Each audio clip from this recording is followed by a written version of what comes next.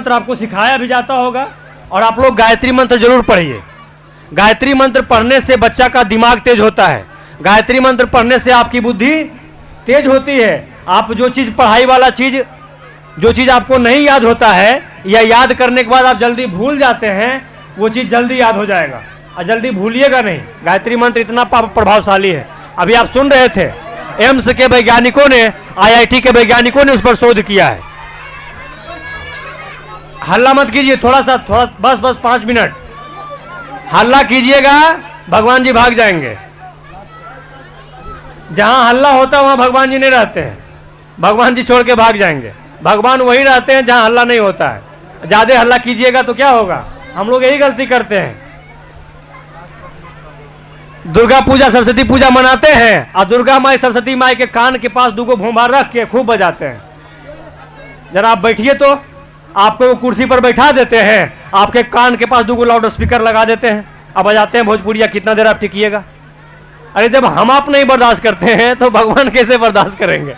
सरस्वती माता को बैठा के और लाउड स्पीकर बजा देते हैं, डीजे बजा देते हैं, सरस्वती माता वहां टिकेंगी?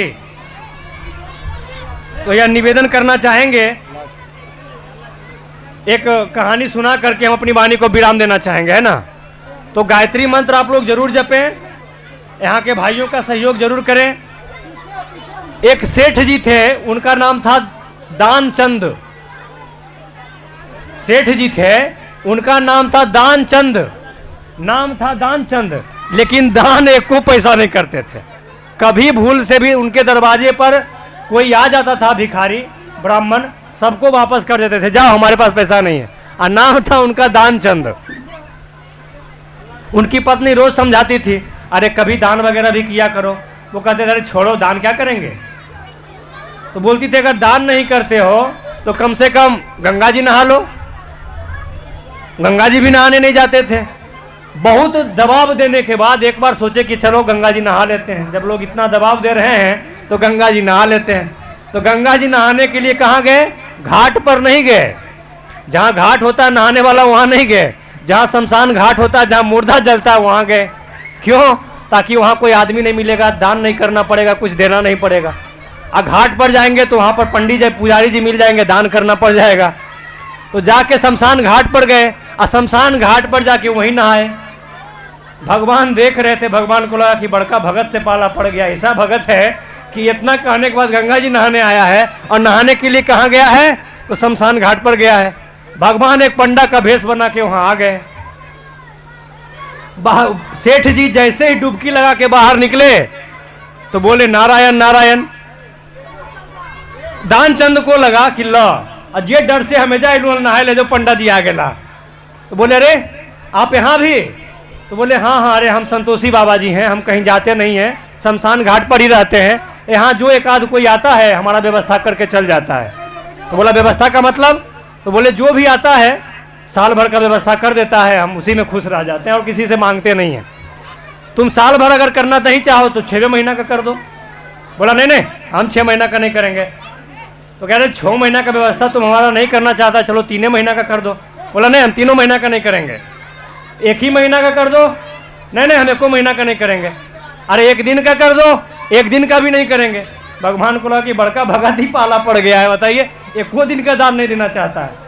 बोले, ऐसा तुम देना क्या चाहते हो? बिना दान लिए हम जाएंगे नहीं, तुमसे लेंगे जरूर। उसको लग गया कि बड़का पंडित जी से पाला पड़ गया, इसको दे क्या? बोला, चलिए हम दान किए। पंडा जी ने कहा, क्या दान किए? बोले, 1 धेला। दानचंद ने कहा, 1 धेला मतलब फूटी कौड़ी। फूटी कौड़ी आपको दान किए। पंडा जी बोले, चलो इसी में खुश, दान तो दो। बोला, अभी नहीं, अभी मेरे पास कुछ नहीं है, घर जाएंगे तब आइएगा। वो घर गया। घर जाने के बाद अभी सो रहा था, पंडा जी पहुंच गए। भगवान का भेष, पंडा जी का भेष धरे भगवान वहां पहुंच गए। बोले, दानचंद है क्या? दानचंद ने पत्नी को भेजा, देखो तो कौन आया दरवाजे पर। पत्नी ने कहा कि एक बाबा जी आए हैं, उनको आप दान बोले थे, वही लेने आए हैं। बोले, अरे यार अभी कैसे आ गया? इसको तो हम 1 महीने बाद बुलाए थे, आज का आज ही टपक गया, अभी तो हम आराम करके भी नहीं उठे हैं। तो बोले, क्या बोलूं? तो बोल दो। क्या? कि दानचंद बीमार पड़ गए हैं। पत्नी ने जाकर कहा कि दानचंद बीमार पड़ गए हैं। बाबा जी को लगा कि अरे हमारे यजमान बीमार पड़ गए हैं, तो जब तक यजमान ठीक नहीं होंगे तब तक हम नहीं जाएंगे। हमारे रहने का खाने पीने का व्यवस्था करो, हम यहीं रहेंगे, यहीं खाएंगे पिएंगे, जब तक बाबा हमारे यजमान ठीक नहीं होंगे हम नहीं जाएंगे। पत्नी ने जाके कहा कि वो तो अड़ गए। क्या अड़ गए? तो वो जाना नहीं चाह रहे हैं, बोल रहे हैं कि जितना दिन बीमार रहेंगे हम यहीं रहेंगे, यहीं खाएंगे, यहीं भोजन का व्यवस्था करो। दानचंद को लगा कि लगता है तो दान से भी महंगा पड़ गया, तो बोले अब क्या कहें। उन्होंने कहा पत्नी को कि जाओ कहो कि दानचंद मर गए। पत्नी को कहा कि जाके कह दो बाबा जी को कि दानचंद मर गए। पत्नी ने जाके झूठा आंसू बहाते हुए बाबा जी को कह दिया कि दानचंद नहीं रहे, चल बसे। बाबा जी ने कहा क्या हमारे यजमान चल बसे? अब यजमान जब चल बसे तो बिना उनका क्रियाक्रम करवाए हम कैसे जाएंगे? बाबा जी भी अड़े थे और पंडित जी भी अड़े थे और दानचंद भी अड़े थे। दानचंद का कहना था कि हम दान देंगे नहीं, और भगवान जो पंडा का वेश बना के आए थे उनका कहना था कि दान लिए बिना हम जाएंगे नहीं। अब बोले कि पूरे गांव में चलो, हमको पूरे गांव में घोषणा करवाते हैं कि दानचंद मर गए, उनका क्रियाक्रम करवाना पड़ेगा। पंडित जी, उनकी पत्नी बोले अरे आप रहने दीजिए, गांव वाले हैं ना वो कर लेंगे। नहीं नहीं नहीं, हमारे यजमान हैं, अचानक बीमार हुए, अचानक मर गए, तो उनको हम छोड़ के कैसे जा सकते हैं। भगवान ने क्या किया, पूरे गांव में घोषणा कर दी, अरे दानचंद तो मर गए, दानचंद नहीं रहे। पूरे गांव की भीड़ इकट्ठा हो गई दानचंद के घर पर। दानचंद भी इतना माहिर आदमी, दानचंद इतने माहिर आदमी थे, योगा का कुछ योग वगैरह सीखे थे। वो क्या किए, योग में अपना सांस रोक के सोए हुए थे। जो भी आदमी आए सांस रोक के पड़े हुए थे। सब लोग रो रहा है कि दानचंद मर गए, दानचंद मर गए, अब तो इनको क्या करना पड़ेगा। अब बांस वगैरह कटने लगा, रंथी वगैरह सजने लगा कि अब तो दानचंद को बांध के ले जाके क्रियाकर्म करवाना है। अब उनकी पत्नी को टेंशन हो गया कि हम तो मजाक किए थे, लगता है सच्चे में ले जाके जला देगा क्या। उनको टेंशन हो गया। अब पत्नी बोल रही है कि दानचंद नहीं मरे। तो गांव वाले बोले हम जानते हैं बहन तुमको बहुत दुख हुआ है, इसलिए तुम बोल रही हो कि दानचंद नहीं मरे। सब पत्नी ऐसे ही बोलती है कि हमारे पति नहीं मरे। धैर्य रखो, विश्वास रखो, भगवान ने दुख दिया है वही ठीक करेंगे। दानचंद भी इतने होशियार थे, इतना ढीठ आदमी, ढीठ से महाढीठ, क्यों सांस छोड़ नहीं रहा था, सांस रोक के पड़ा हुआ था। लोगों ने उनको रंथी पर सुलाया, कपड़ा उपड़ा बांध के उसको बांध दिया। ध्यानचंद अभी भी नहीं हिले, बांध दिया ध्यानचंद को। पत्नी रोने लगी, अरे नहीं मरे हैं, नहीं मरे हैं। वो बोले कि हम समझते हैं तुम्हारे दुख को, तुम चाहती हो कि इसको पति के साथ रहे, क्या करोगी, भगवान ने जब छीन लिया तो कहां से लौटाएंगे। पत्नी रोते रोते जा रही है, ध्यानचंद को लोग कंधा पर लोग लेके जा रहे हैं, पंडा जी भी साथ में चल रहे हैं। पंडा जी भी बोले कि इसको छोड़ेंगे नहीं, बिना दान दिए तो इसको छोड़े। किसी का भलाई कर दिए वो हो गया सद्बुद्धि। अब फलनमा की एक बिता आरी काट ले भाई, ये हो गया दुर्बुद्धि। आई फलनमा हमर जा अगुआ में पानी गिरा दल के हल, कल जान नहीं हो कर अगुआ में देखी हम गोबर दे देवी, अपन घर के पूरा कूड़ा कचरा बहार के फलनमा के दुआरी पर फेंक देवे, ये हो गया दुर्बुद्धि। हमारे बिहार में बुद्धि वालों का कमी नहीं है, एक से एक बुद्धिमान लोग हैं हमारे बिहार में, एक से एक बुद्धिमान लोग हैं। अपना सारा बुद्धि अपने पड़ोसी पर लगाते हैं। आए हो ओकर घारा में आजकल देख रही है, रोज हंसबे करो है, की बात है कि कुछ रोज देखो ये पार्टी उटी चल है।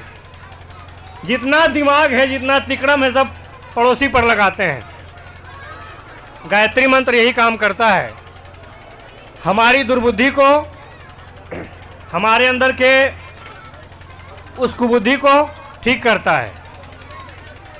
एक बार एक साथ कमर सीधी करके बैठेंगे, आंख बंद कर लेंगे, दोनों हाथ गोदी में रख करके सुबह के उगते हुए सूर्य का ध्यान करते हुए गायत्री महामंत्र का उच्चारण करेंगे। ओम भूर्भुवः स्वः तत्सवितुर्वरेण्यं भर्गो देवस्य धीमहि धियो यो नः प्रचोदयात्। एक बार फिर से आप यहाँ बैठे तमाम अभिभावकों को बार बार नमन वंदन करते हैं। अभी आप लोग एक ऑडियो क्लिप सुन रहे थे गायत्री महामंत्र के बारे में। गायत्री महामंत्र के बारे में पहले हम लोग बताते थे, साधु लोग, बाबा जी लोग बताते थे। अब गायत्री महामंत्र के बारे में वैज्ञानिक लोग बताने लगे हैं। एम्स का नाम सुने होंगे आप लोग। थोड़ा सा उसको डाउन कर दीजिए, थोड़ा सा नीचे होगा, थोड़ा हाँ, थोड़ा सा नीचे। एम्स का नाम सुने हैं ना? एम्स दिल्ली में एक हॉस्पिटल है, पूरे भारत का सबसे नामी हॉस्पिटल है एम्स। अगर हमारे आसपास कोई बीमार पड़ते हैं और हम लोग को वहाँ जाना होता है दिखाने के लिए, तो बड़ी लंबा चौड़ा पैरवी लगाना पड़ता है। फलनमा के, चिलनमा के, ढेकनमा के पहचान हो, फलना मंत्री जी से, नेताजी से, वहाँ से पैरवी लगा के तब वहाँ इलाज होता है। उस एम्स के वैज्ञानिकों ने यह रिसर्च करके बताया है कि अगर प्रत्येक दिन हम गायत्री महामंत्र को जपेंगे तो हमारा दिमाग बढ़ेगा, हमारी बुद्धि बढ़ेगी। बच्चे लोग ध्यान दीजिए, बच्चा लोग, प्रत्येक दिन गायत्री मंत्र जपने से हमारा बुद्धि बढ़ता है, हमारा दिमाग बढ़ता है। और आजकल हम लोग अपना जो दिमाग निगेटिव लगाते हैं उसको ठीक करता है। हमारे यहाँ बहुत सारे जानकार बैठे हैं, वो जानते होंगे, रामायण में गोस्वामी तुलसीदास जी ने कहा है, जहाँ सुमति तहाँ संपत्ति नाना, और जहाँ विपत्ति तहाँ कुमति निधाना। जहाँ कुमति तहाँ विपत्ति निधाना। जिसके घर में सद्बुद्धि है वहाँ सारी संपत्ति है, और जिसके घर में कुबुद्धि है वहाँ दुनिया की सारी विपत्ति है। गायत्री मंत्र बुद्धि का मंत्र है, सद्बुद्धि का मंत्र है। अगर आप गायत्री मंत्र जपते हैं तो आपके घर में सद्बुद्धि आएगी, और सद्बुद्धि आएगी तो संपत्ति आएगी। आज अभिभावकों की गोष्ठी रखी गई है। इसके रखने का उद्देश्य है कि अभिभावकों को हम बताएं कि हमारी योजना क्या है, हम गायत्री परिवार वाले करना क्या चाहते हैं। प्रत्येक रविवार को हमारे नीतीश जी भाई साहब युवाओं को बुलाते हैं, उनको अच्छा बात बताते हैं कि हम लोग अच्छे रास्ते पर कैसे चलें, अपनी पढ़ाई को अच्छा कैसे बनाएं। बच्चों को बुलाते हैं, संस्कार शाला चलाते हैं।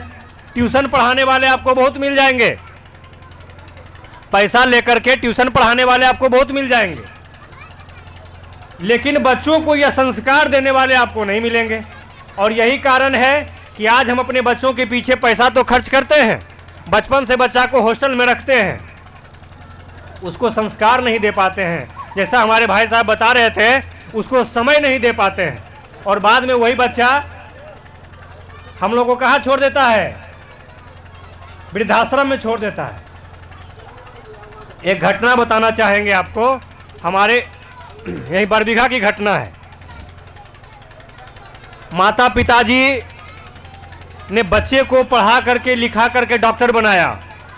वह जब डॉक्टर बना तो डॉक्टर बन के विदेश गया। विदेश में उसकी शादी हो गई, पत्नी भी वहीं की थी, वो भी डॉक्टर थी। उसके बाद वो लोग विदेश में बस गए। बहुत दिन बाद यहाँ आया, फिर वापस चला गया, 1-2 दिन रह के। इसी बीच में उसके पिताजी की मृत्यु हो गई, पिताजी डेथ कर गए, माँ अकेली बची। काम काज में आया, पिताजी के काम काज में, काम काज करने के बाद माँ को बोला कि माँ, उसका पटना में एक फ्लैट था गांधी मैदान के पास, हम लोग जानते हैं नज़दीक से, पटना में गांधी मैदान के पास एक फ्लैट था। माँ को उसने कहा कि माँ, ये फ्लैट हम लोग बेच देते हैं, और चलो तुम भी हमारे साथ लंदन में रहना। विदेश में जहाँ था लंदन में रहता था, तुम भी लंदन में रहना। माँ को लगा ठीक है, अकेले बूढ़ा हो गए हैं, बुढ़ापा में अकेले रह के क्या करेंगे, कोई देखने वाला है नहीं, बेटा बहू के साथ वहाँ रहेंगे। उसने क्या किया, पटना का अपना मकान बेच दिया। गांधी मैदान के पास था मकान, 4 मंजिला मकान था, बढ़िया भव्य मकान था। उस मकान को उसने बेच दिया और माँ को लेकर के चला एयरपोर्ट, हवाई अड्डा। हवाई जहाज से जाना था उसको लंदन, हवाई जहाज का टिकट था।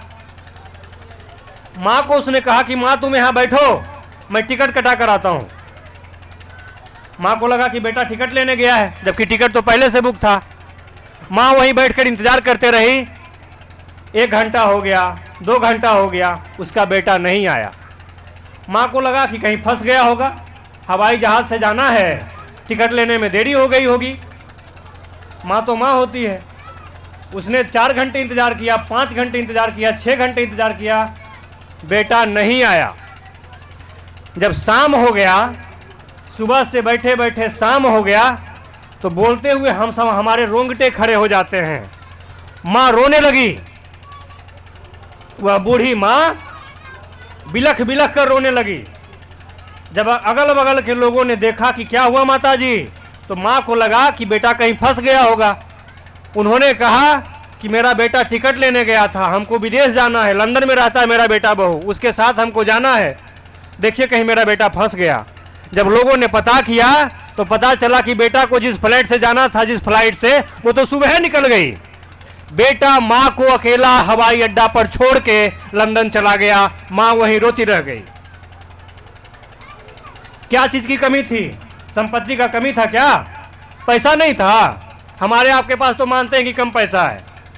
बेटा लंदन में डॉक्टर, बहू लंदन में डॉक्टर, पटना में गांधी मैदान में 4 मंजिला मकान। वह आदमी अपनी मां को अकेला हवाई अड्डा पर छोड़ करके लंदन चला जाता है। क्यों? किस चीज की कमी थी उसको? पैसे की कमी तो थी नहीं, विदेश में रहिए रहा था। संस्कार की कमी थी। जैसे आज हम लोग बच्चा को सिखाते हैं बचपन में, हमारा बेटा अंग्रेजी सीख जाए, ट्विंकल ट्विंकल लिटिल स्टार। और जब बड़े हो जाइएगा तो बेटा भी करता है ट्विंकल ट्विंकल पापा स्टार। पापा स्टार बन गए, अब जाइए ऊपर में रहिए। यही चीज हमारा गायत्री परिवार करता है।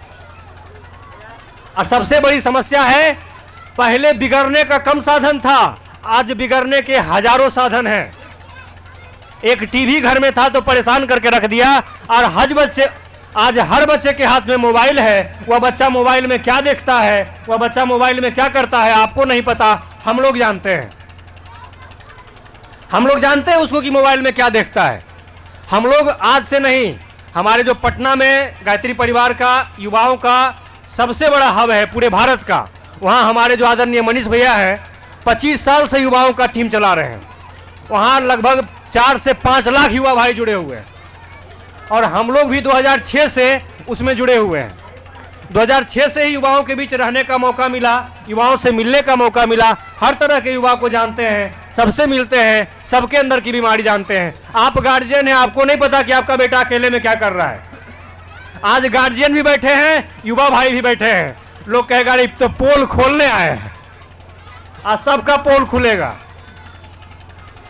पोल खोल हल्ला बोल, है ना। पोल खोलेंगे कि आप लोग क्या करते हैं पढ़ाई के नाम पर। गार्जियन को लग रहा है कि हमारा बेटा तैयारी कर रहा है, पढ़ाई कर रहा है। अरे आपका बेटा तैयारी कम करता है, पढ़ाई कम करता है, और तैयारी और पढ़ाई के नाम पर क्या क्या करता है बता दें।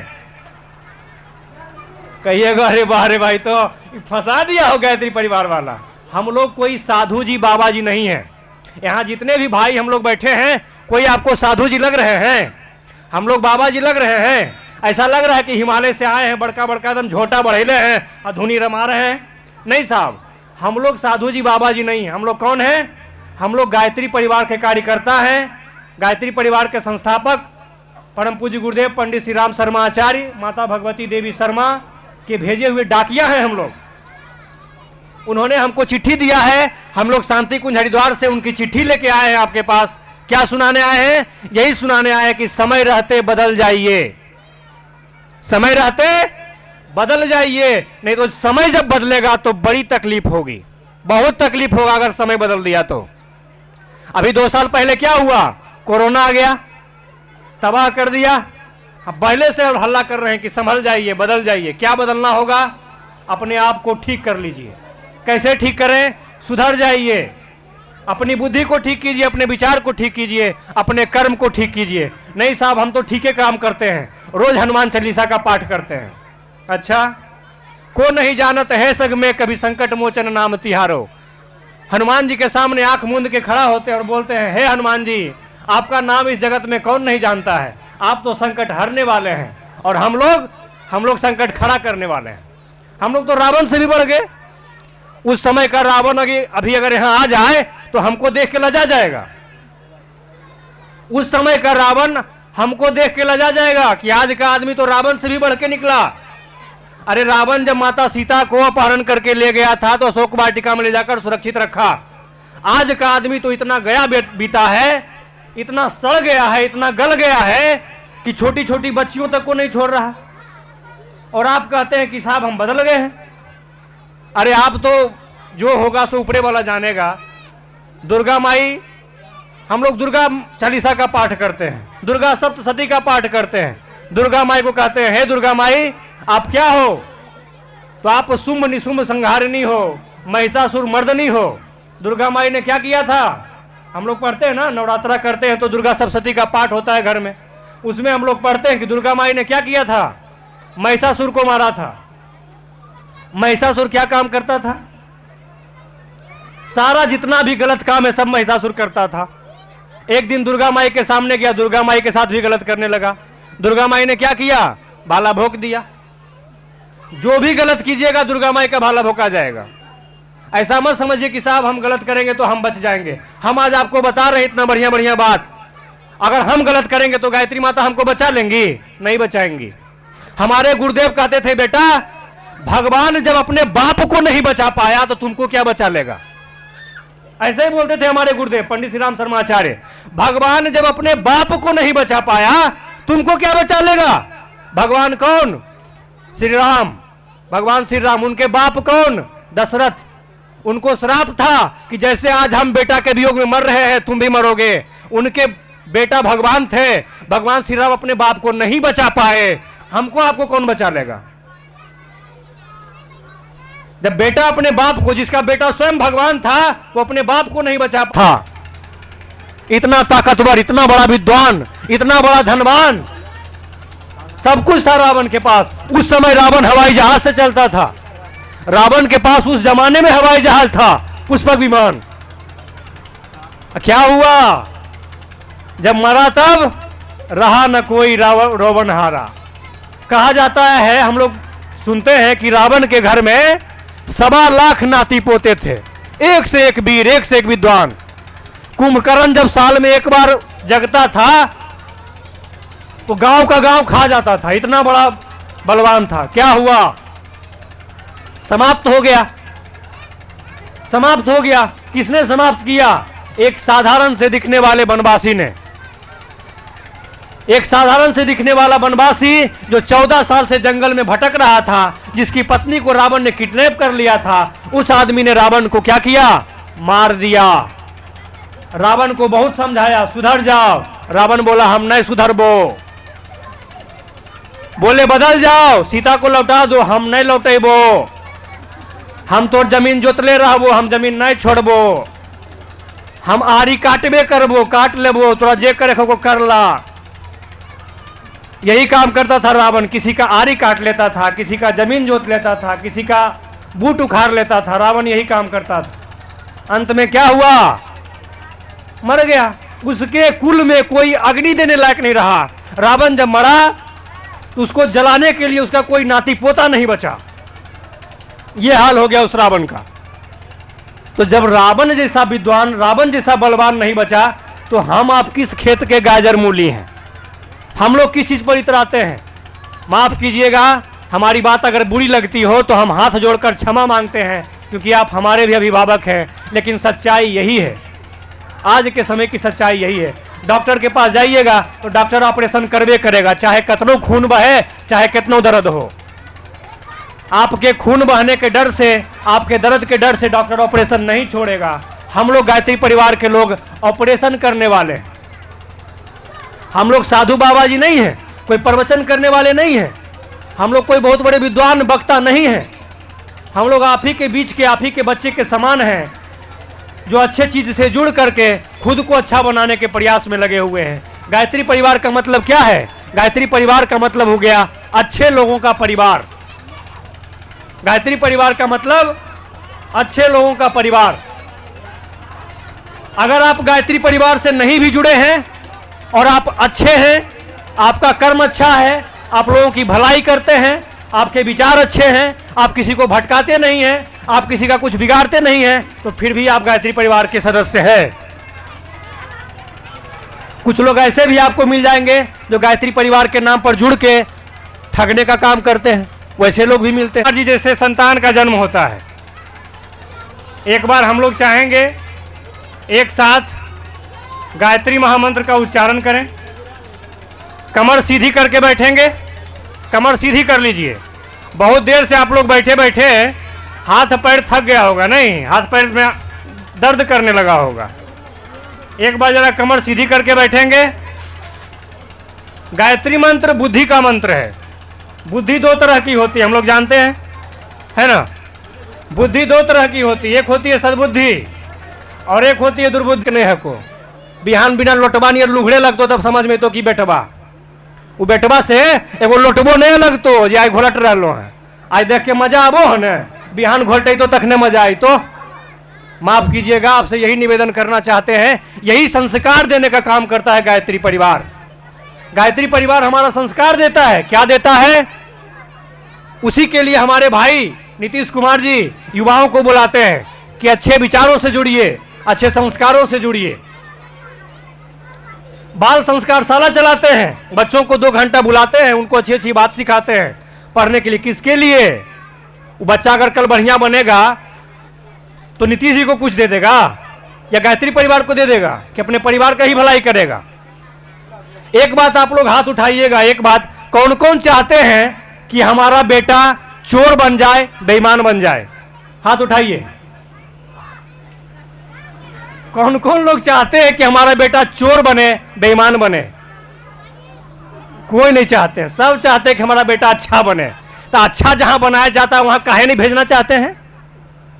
अरे ओझा जी में तो बाबा बन जी मेरे बाबा बाबा देखो नहीं ले आओ। तो हमारे घर में जो कुछ बाहर से मेहमान आते हैं वो भी बच्चा को पैसा थमा देते हैं, जो जी सिगरेट बाद ले ले आओ। तो अरे महाराज जी क्या कर रहे हैं? बच्चा को बिगाड़ दीजिएगा। बच्चा से आप गुटखा मंगा रहे हैं, बच्चा से आप सिगरेट मंगवा रहे हैं, बच्चा से खैनी मंगवा रहे हैं। शर्म नहीं आता है आपको? तो सावधान रहने की जरूरत है। इस पर भी हमको सोचने की जरूरत है कि हम बच्चों के सामने नशा ना करें। बच्चों के सामने क्या हम नशा करना छोड़ दें? अगर हम नशा करेंगे तो हमारे बच्चे आज न कल वो सीखेंगे। हम जितने भी भाई लोग को आप यहाँ देख रहे हैं, हम लोग भाई लोग नशा नहीं करते हैं, तब आपको सिखा रहे हैं।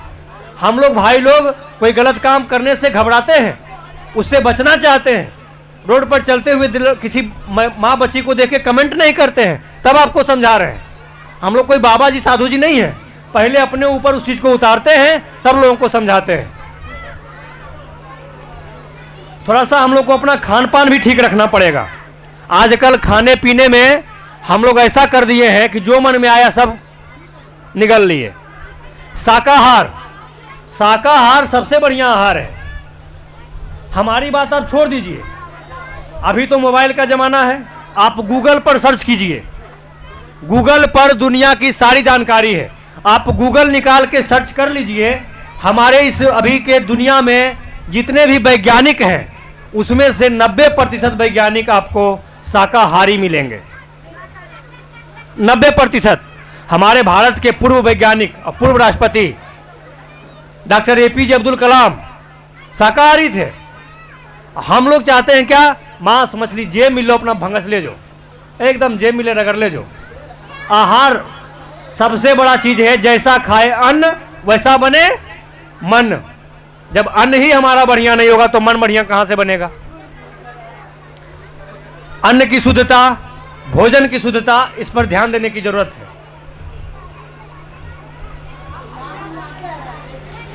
गायत्री परिवार के हमारे भाई युवा भाइयों के द्वारा जो बाल संस्कार शाला चलाया जा रहा है और जो सुबह का ये मोटिवेशनल कार्यक्रम चलाया जा रहा है, इसमें आप लोग सहयोग जरूर करें। आप अपने बच्चों को बाल संस्कार शाला में जरूर भेजिए। यहाँ किसी तरह का कोई पैसा नहीं लिया जाता है। कुछ लोग सोचते होंगे कि NGO वाला होगा, कुछ दिन चलाएगा फिर पैसा मिलेगा तो भाग जाएगा। ऐसी बात भी नहीं है। हम लोग गायत्री परिवार से जुड़े हुए हैं और निस्वार्थ भाव से हम लोग गुरु की सेवा मान के सामाजिक काम करते हैं। गायत्री परिवार एक ऐसी संस्था है जो सारे समाज सुधार के कार्य करती है, अब बिल्कुल फ्री में, एक भी पैसा कहीं किसी चीज़ का नहीं। हम लोग नशा मुक्ति आंदोलन भी चलाते हैं, महिला जागरण आंदोलन भी चलाते हैं, वृक्षारोपण भी चलाते हैं, सब कुछ फ्री में, एक भी पैसा किसी चीज़ का नहीं। हमारे भाई जो भी आपको फ्री में पढ़ा रहे हैं, यहाँ एक संस्कारशाला चल रहा है, कभी मौका मिले तो आइए। पटना में 52 संस्कारशाला चल रहा है। बीच में कोरोना के कारण कुछ बंद हो गया, लेकिन फिर से उसको शुरू किया जा रहा है। अगर मौका मिले कभी पटना जाने का और आप ट्रेन से जाइएगा तो पटना जंक्शन जो है, पटना जंक्शन के प्लेटफॉर्म नंबर 1 पर बाल संस्कारशाला चल रहा है। राजेंद्र नगर टर्मिनल के प्लेटफॉर्म नंबर 1 पर बाल संस्कारशाला चल रहा है। ऐसे ऐसे वहाँ वैसे बच्चे जो कि पॉलीथीन चुनने का काम करते थे, जो झुग्गी झोपड़ी में रहते थे, छोटा छोटा बच्चा, इतना छोटा छोटा बच्चा बीड़ी पीता था, सिगरेट पीता था, वैसे वैसे बच्चों को पकड़कर हमारे भाई बाल संस्कारशाला में बुलाते हैं, उनको पढ़ाते भी हैं, अच्छी शिक्षा भी देते हैं और संस्कार भी देते हैं। आज वह बच्चा इतना संस्कारी हो गया है कि अपने घर में अपने माता पिता का, जिनके माता पिता गुटखा खाते थे, जिनके माता पिता खैनी खाते थे, जिनके माता पिता सिगरेट पीते थे, सबको छुड़वा दिया है। पूरा परिवार ही बदल गया है आज। तो हम लोग भी उसमें सहयोग करें, यह हमारी जिम्मेदारी बनती है, क्योंकि आज का बच्चा आपका अगर नहीं बदला तो बाद आगे जाकर, देहात में कहावत है कि बूढ़ सुगा पोस नहीं मानो है। बच्चा बचपन में जो गलत आदत सीख गया, उसको छूटने में क्या होगा, बहुत समय लेगा। एक निवेदन और आपसे करना चाहेंगे कि जितने भी परिवार में यहाँ पर माताएं बहनें बैठी हुई हैं, आप अपने परिवार में गायत्री मंत्र जरूर जपें। गायत्री मंत्र जपने से आपके परिवार में बरकत होगा।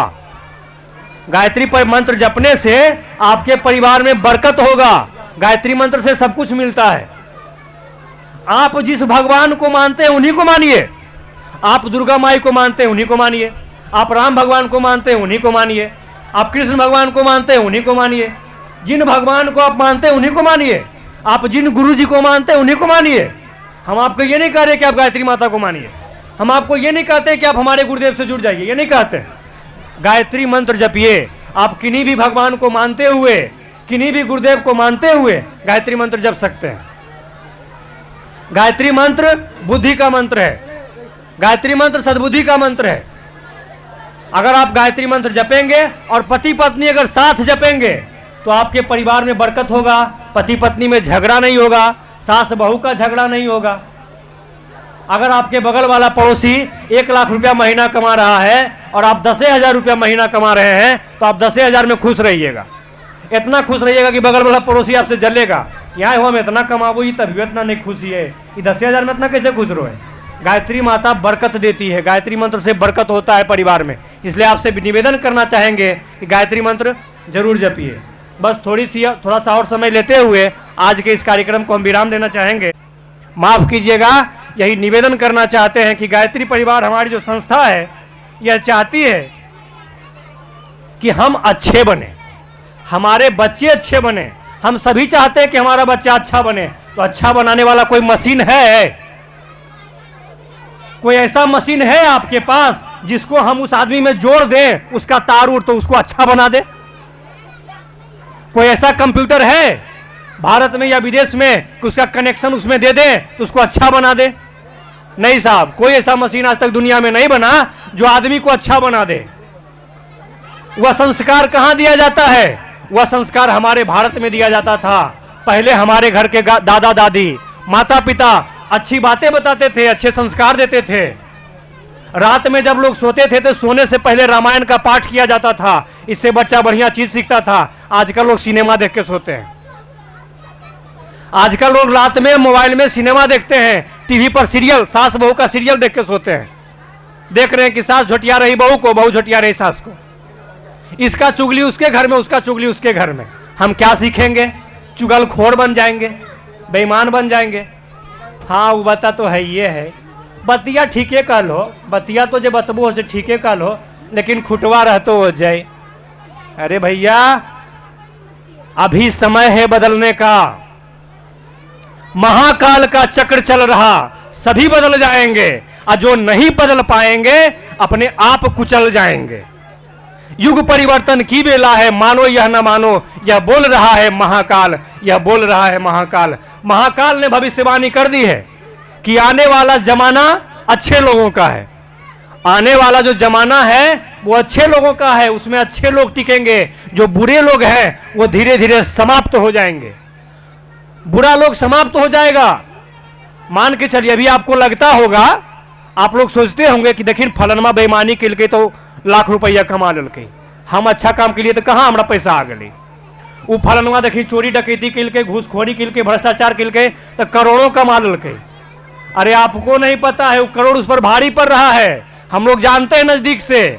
उसको जब नजदीक से मिलिएगा करोड़पति आदमी से, क्या बताए भैया, डॉक्टर मना कर दिया मीठा खाने से। का है? शुगर बढ़ गया है। अच्छा, हाँ, पहले हम लोग समझाते थे कि मीठा कम खाइए, तो कहते थे मिठाई अच्छा लगता है, नहीं छोड़ेंगे। अब क्या हुआ?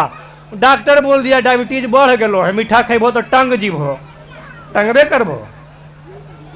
समय से पहले बताने पर अगर नहीं सुधरिएगा, क्या हुआ? बीपी बढ़ल हको। अच्छा, कुछ अच्छा नहीं लगो, डॉक्टर कहल को उबाल के खाए ले, ना अच्छा लगो, मुँह में अच्छे नहीं लगो, लगबो नहीं करतो।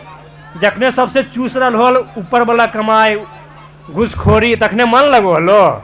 आए आखने डॉक्टर मना कर रहे हैं, तोरा तो भाले भोग देवे के, सीधे भगवान के शंकर जी के त्रिशूल तोरे भोगे के।